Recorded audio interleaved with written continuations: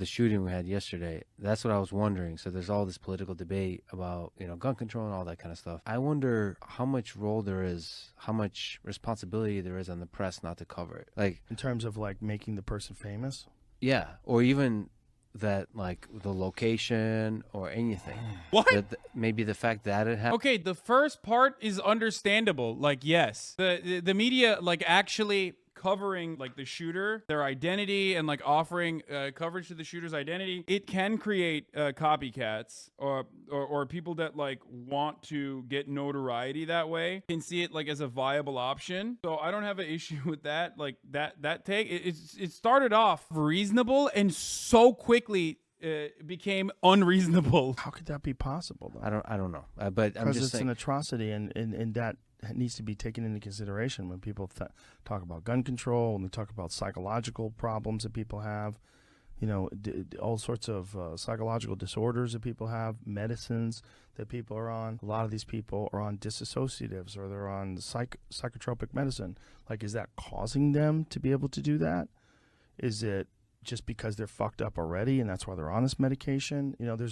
If you look at the number of school shooters and mass shooters that are on psychiatric medication, it's astounding. But that's usually not talked about in those terms, right? Right. It's talked about sort of in Buffalo. It's talked about the racial aspect of it. So it's a hate crime. Right. And then here. Hello? What?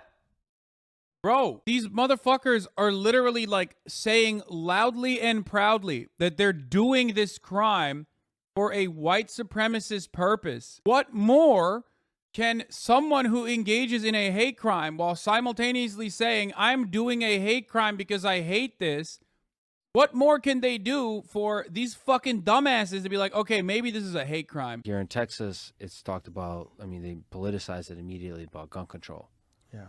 And so it seems like there's an over-the-top artificial drama conjured up by the press to get more attention versus sort of properly putting this thing in its context.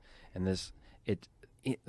I think any one event deserves the press it gets, but it's worthwhile. This is like, dude, why do people think this guy's smart? Because he was like, he is in his field, strictly in his field. Yeah, he might be like very good in AI or some shit, right? A lot of people often look at that and think, oh, that translates to everything else.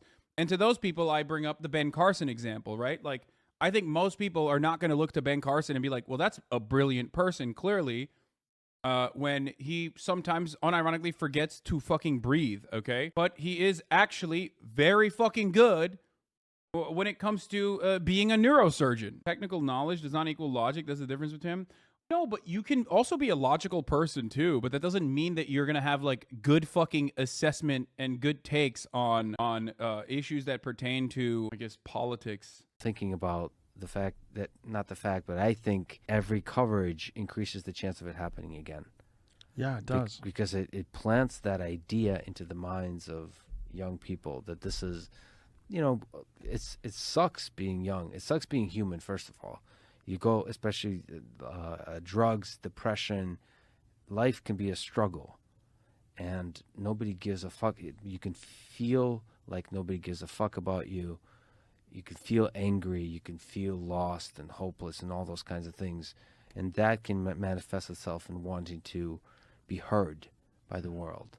Yeah. So you can understand that sort of imperative. And if the press tells you that this is one way to be heard, it just, I think that different message is better. First of all, a message that all of us struggle, that life can be hard. And then a message of health, of sort of this too shall pass, of challenging yourself, of being optimistic about the future, of trying to grow, trying to survive, whatever the hell you're feeling, going through, trying to survive that. I don't know how he started his podcast and stuff. I don't don't really know too much about him and his background. But what I do see here is basically the same shit that I see from a lot of Joe Rogan's like guests that want to build like a big career, a media career. But what he's doing right now is just like basic fucking self-help for rudderless men, stating like very obvious things, even though like the statement is also accompanied by it seems like a intentional deflection away from and a weird hand waving away from like the actual root cause, or at least one of the fucking important factors in the subject matter, which is guns, how easily accessible guns are. If you turn around in the aftermath of a massacre like this and say the media is motivated to turn this conversation into a gun violence conversation because they're motivated by clicks or something like that, I don't really fucking care if you're accompanying that statement with like a whole bunch of self-help bullshit or preaching about fucking love and all this other good stuff, because you're literally, you did the first part already. Like the second part is just to build build a fan base and develop good nature and charitability. But the first part's the part that I don't like. You go on Joe Rogan, you say some fucking self-help shit, you talk about men as like you talk about the truths about men experiencing struggles in society and not being heard. Some of those are real sentiments being expressed, okay? And then you fucking turn around and like pad the deck with a bunch of right-wing commentary and success. I just feel like the press wants the drama of the shooting. They're hungry for that drama. Yeah. I see that with Ukraine. And what worries me about Ukraine as well is that the press will move on from the war in Ukraine. And then the war will still be going on. And they will no longer care. What is the, like, when you're I don't dealing disagree with with a this take. school shooter type situation? The point that he is making about the media and its interest, jumping from point to point, that's fine. That's true. But you can't use the inadequate media response or the fucking monsters that work in mainstream media as a way to basically solidify an underlying right-wing ideology or an underlying right-wing opinion, a reactionary opinion, such as guns are not responsible in any capacity in this last atrocity that took place. Especially if you're like empirically driven, you're like a science guy. I mean, look at the fucking factors, brother. All these other countries have mental health problems as well. All these other countries have fucking video games. All these other countries have everything else. The only thing that these countries don't have, or the only thing that these countries differ from us, we have guns readily available, broadly and easily available weapons. All these other countries that have high rates of gun ownership in comparison to European nations, for example, like Switzerland, as one of the chatters pointed out, do not have nearly the same rate of gun violence, and certainly not mass shootings. And that is because they have regulation. That is the fundamental difference. New Zealand, like I mentioned, 5 million people, 1.5 million guns in circulation, obviously nowhere near the same rate as America, where America has 120% more guns for 100% of the people. Obviously, America has like an incredible number of guns in circulation. But in a place like New Zealand, if you want to get a gun, you get 3 character references. Same in Canada. If you want to get a gun, you need character references to vouch for you, and also a psych eval before you're able to get one. Like, what is the alternative? Like, how else would you address it? We want to find out what's wrong with this kid, right? He's dead, so you can't interview him. It's like, what caused it? Will we get an understanding of it? Do you hold the parents responsible? Like, what if you find out the parents were horribly abusive? Or what if you find out this is the product of schizophrenia, bullying in school? Like, what do you, like, how does one address it? I wrote this thing once that I said this country has a mental health problem disguised as a gun problem. And that's what it is. It's there's so many guns. There's more guns than there are people. I don't think it's a gun situation. And I don't think you can change the fact that and I don't think it's wise to take the guns away from the people and leave all the power to the Dude, it was so fucking brain dead. He literally mentioned the problem. Because Joe Rogan's not a professional politician, right? He's just a dumb guy who unfortunately assumes he's a smart guy. And what I fail to recognize in all of this is that, how do they fucking get captivated by right-wing commentary so quickly and so easily to like repeat it? You know what I mean? You're literally just repeating fucking the right-wing deflection. Oh, this country has a mental health problem. Like, yeah, it's true. Except so do other countries. Why the fuck do they not have the same rate of mass shootings and gun violence and gun deaths caused by, easily accessible, unregulated flow of a fuckload of weapons? Why? government? We see how they are even with an armed populace. They still have a tendency towards totalitarianism. Yeah, totally. And the more increased power and control you have over people, the easier it is for them to do what they do. And there's a natural inclination when you're a person in power to try to hold more power and acquire more power. And there's never an inclination to give more power back to the people, to give more freedoms back to the people. Freedoms lost are rarely regained. And so the situation is, should you be able to own a gun to defend yourself if you're a law-abiding citizen and you know that the police are horribly understaffed and you know that crime and violence are... The police are not horribly understaffed. They are incompetent, though. And part of their incompetence comes from bootlickers like Joe, who offer them unconditional support and quite literally advocate against accountability. That's the reason why they think they can get away with just like murdering people that they shouldn't be murdering and not murdering the people that they should be murdering. They've never been understaffed. They've never had lower budgets. No one got defunded. Should you be able to own a gun to defend yourself if you're a law-abiding citizen and you know that the police are horribly understaffed and you know that crime and violence are real things? And I personally know people who have been robbed. I know people who have had home invasions. I know people that have been in gunfights. What should we do? Should you leave these people unarmed and to be at the mercy of a criminal? Or what should we do? Should we red flag any kid who writes an awful poem or draw something fucked up on his notebook? Why are you going to like insane extreme examples, dude? Like a full nationwide gun ban is never going to happen. It's just not going to happen. No one is even looking for that. I mean, there are people who want it, but like that's never going to happen. So why are you attacking that point? And red flag laws are accompanied by mental assessments, dude. Like psychiatric evaluations. And even then, it's probably not going to happen either, even though it should. It's not like, oh, dude, you wrote a fucking poem? Like, oh, guess you can't have a gun no more. That's not how that works. That discussion comes up in terms of like basically NSA-style surveillance.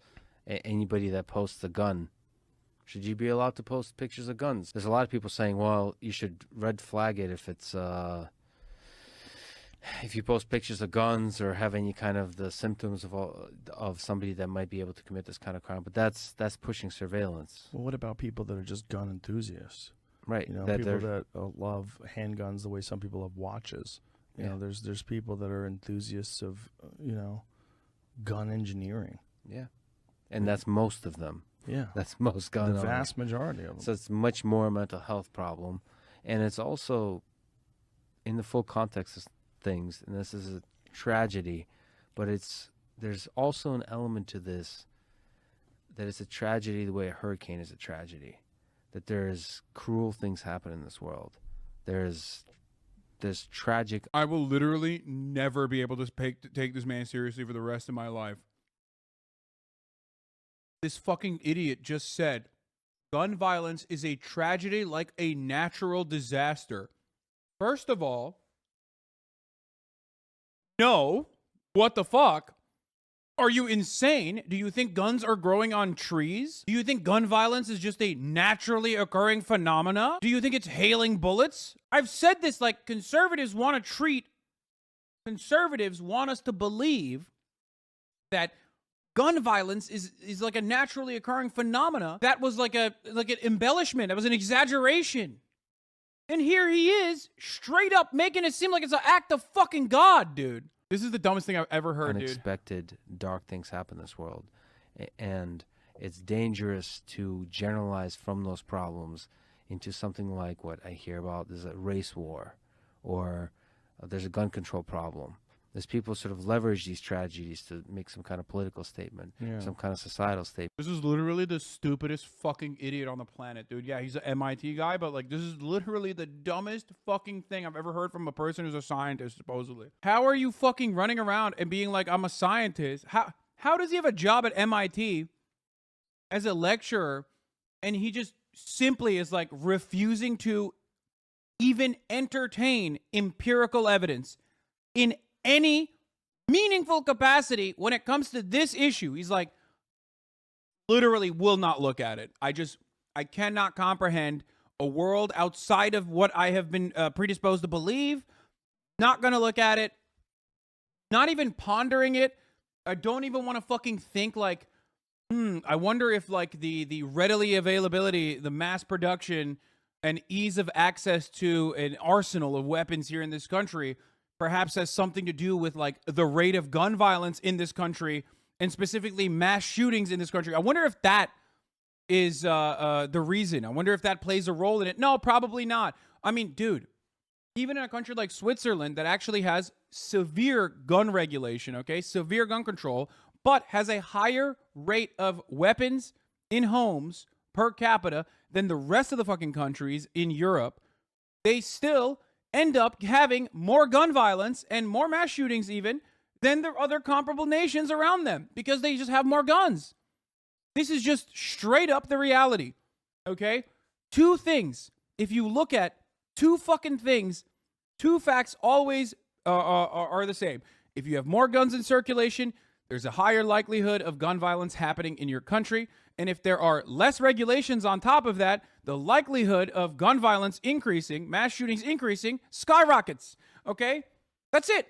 That's it. There's nothing you need to know other than those two. If you're a person who loves science, if you're like a I fucking love science guy, you know, you're like watching, you're on Facebook, you're clicking on I fucking love science posts and stuff, like you should recognize that. You should see that. It is completely insane to me. I thought this was like an actually smart dude. I thought MIT was a credible institution where they're not going to have like any fucking Tom, Dick, and Harry that has idiotic approaches like this and refuses to engage data running around and going on the Joe Rogan show and saying stuff like this. What the fuck? Versus dark, evil shit happens in this world. I think also people try to formulate solutions to problems as if these problems have a limited amount of variables. Like if you have 100 people and you have a gun violence problem versus 330 million people that have all sorts of problems. America is significantly higher than other countries in per capita too, though.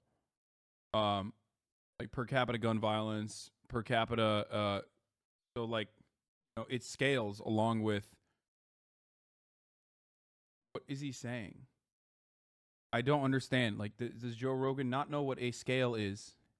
If you have 100 people and you have a gun violence problem versus 330 million people that have all sorts of problems, all sorts of issues with their past, psychology and fucking abuse and trauma, medicine and psychoactive drugs and psychiatric disorders. And I think you just described Johnny Depp and Amber Heard.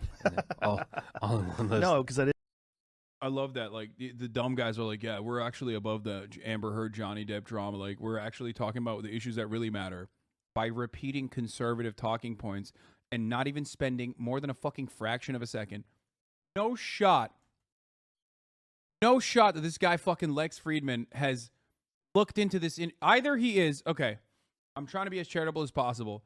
Either he just was misguided by like a lot of right-wing propaganda